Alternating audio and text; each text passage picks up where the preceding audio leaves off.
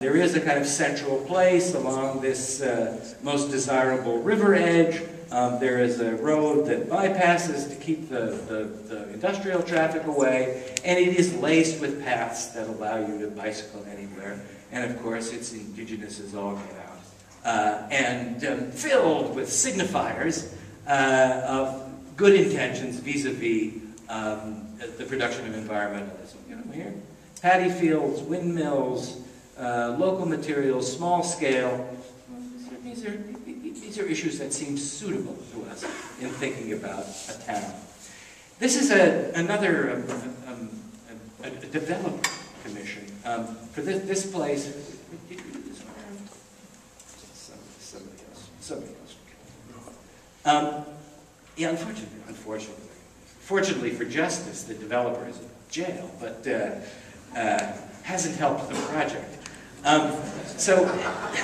This is the former racetrack of Penang in Malaysia, wonderful city. The Chinese, who are busy fouling their nest and tearing down their heritage. I mean, Georgetown, the old part of Penang, has the best intact kind of collection of shophouse architecture, maybe in the world. It's great. And we were persuaded to do this project, which otherwise I think this is a kind of vile site to make a big project, hard as it is against the hill, but they were already making the idiotic freeway, and the argument that persuaded us was this is the historic core, and there were already towers beginning to sprout there, and they said, what we're going to do is, we're going to put them over here, which will save it over here. Okay, $25,000 in that argument, we'll make some drawings. So this is the drawing we made. Or this is the plan that we did. And again, I want to stress the idea in terms of this ecological footprint, that one of the bases for thinking about architecture and planning at any scale is the idea of harmonization. Sounds very Asian too. The idea simply being that one endeavors to balance on a single site all the resources necessary to make it go. So in this case, we are collecting and providing all the water. All the energy is produced on site. We are remediating all of the sewage. There are as many jobs as there are grown-ups. There are as many schools as there are school kids. And while one doesn't argue that everybody who lives here has to work here, still I think that this kind of this kind of statistical harmonization is a very clear way of taking responsibility for what you have done to the planet. So one looks at what one can. That's the ground floor plan. Again, it's very simple organization. The cars are lifted at the edge. There's one circulation loop with a yak dung powered slow-moving bus on a 3-minute head time that circles around and drops you anywhere. It's got the university and performing arts and shopping and schools and medical facilities and little houses and apartment buildings and, the bureau hat hold, give us some cred, guys, drawings. We can go through those quickly, but trust me, it works. And there it is. And I refer you to this artificial mountain because more about that later. These are the main apartment buildings, and they're designed for the climate. So, I mean, I think the innovation in this project is that these maisonettes can be ventilated on 6 sides, which is to say the 4 you would expect plus top and bottom, since there's a kind of spiral circulation system which allows them to have some gaps. And that's 90% of the game. Like I say, ventilation, insulation, you're almost there in terms of your environmental, you don't have to go much farther on your stupid LEED checklist. And can you open the window? So there it is. Now, special building, usual buildings, a building that looks like a mountain. There is the objective at the top of the Penang. This is going to be the place to have a bar mitzvah. The rail system that was proposed, the Gherkinweg Hotel, transit thing. These are water catchers lined with TVs. Here's a cultural center. Over here is this kind of franchise mall of foreign universities.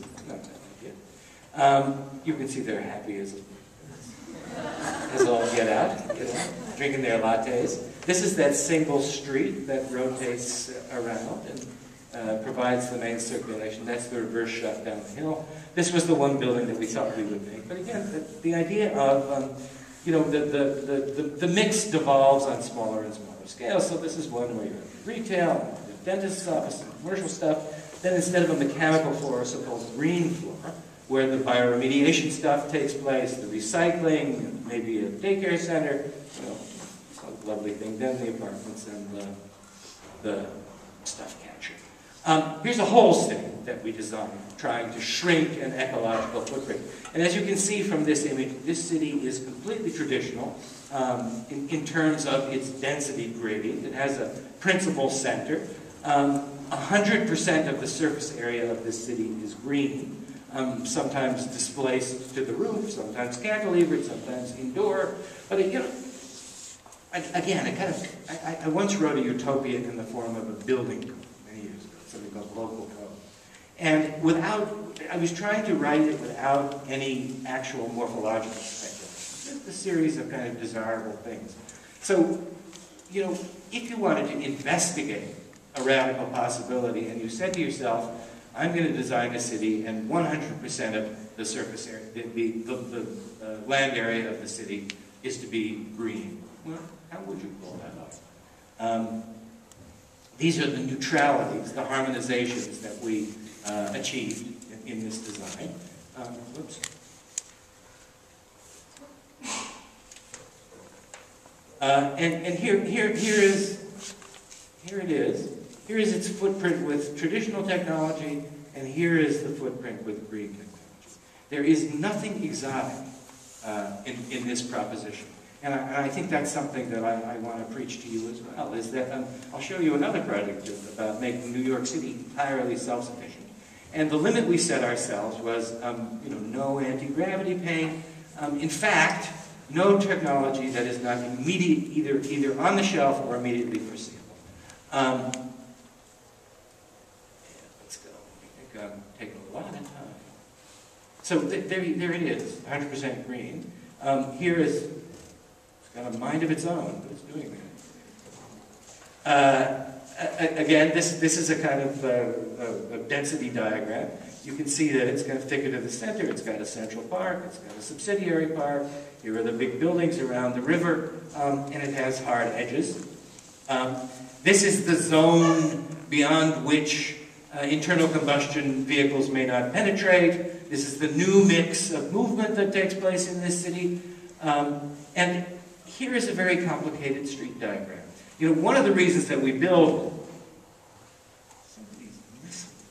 It's this damn Mossad device in my ear, I think. One of the reasons that we build cities with big straight streets is that we have vehicles that need to accelerate over a long distance and then decelerate over a long distance. I mean, once you eliminate that, then you can all be Camillosita and think about cities of much greater order of complexity, much richer kind of intersection of circulatory possibilities, including those, and neighborhoods. Now, a neighborhood is something that doesn't get designed. We know the modernist folly of thinking about the so-called neighborhood unit. There will be 2.5 schools, 11.5 7-Elevens, 4,000 housing units, and a tennis court. This is not a formula for producing a neighborhood. Neighborhoods are organic, they grow. But how do you conduce the idea of neighborhood if you're building from scratch? And my argument to you is that, if the world's urban population is, and it is, growing at the rate of 1 million people every week, it's a pretty fair city we need to deliver by next Friday.